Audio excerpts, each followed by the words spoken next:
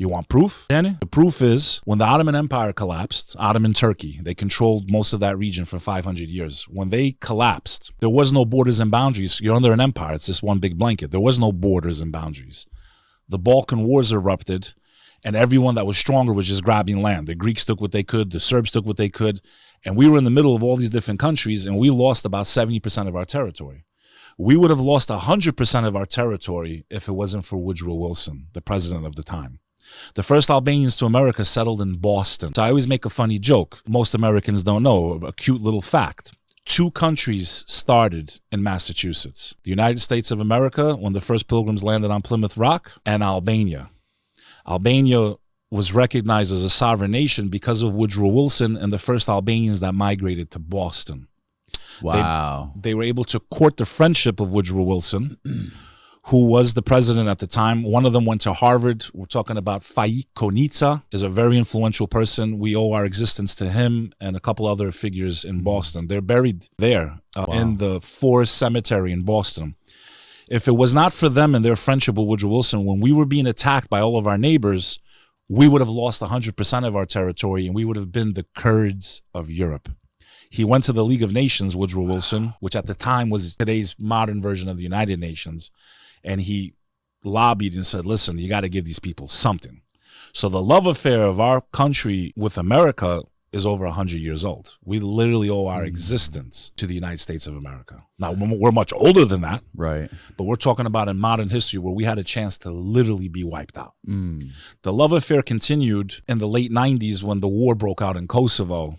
And the Clinton administration got involved and initiated bombing against Serbia, which ended that conflict and made them withdraw. And today, Kosovo is recognized as an independent country, even though most Albanians consider it just Albania. But we can't control what the world's doing with us. Yeah.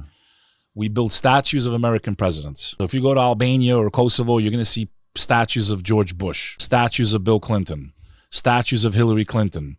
The highway that connects Kosovo and Albania is named Bo Biden Highway. They named it after his son. They don't know about us as Americans. They don't know about our political strife right now, how we're, at each other's throats left and right. They don't care about any of that. They don't know what we're going through in America, and they don't care about our politics. They just want to respect the country.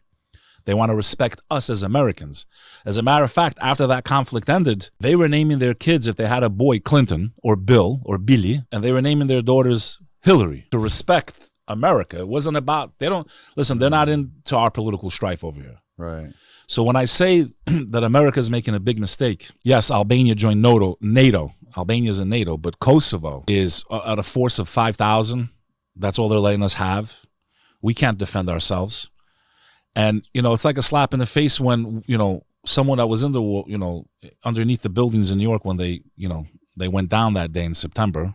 We went over there to take out this enemy that we ended up leaving in power anyway 20 years later, leaving them all these weapons that if they would have gave us, we would have been a formidable force who's willing to fight and die for the United States of America. If the American government said, Albanians, do you guys want to be a part of the U.S.? Are you willing to be the 51st state? We would be the 51st state. No hesitation. I'm so confident in our love with this country that I know our nation, if they, rather than being the European Union, if they gave us a choice to be the 51st state, we would be. That's how much love we have.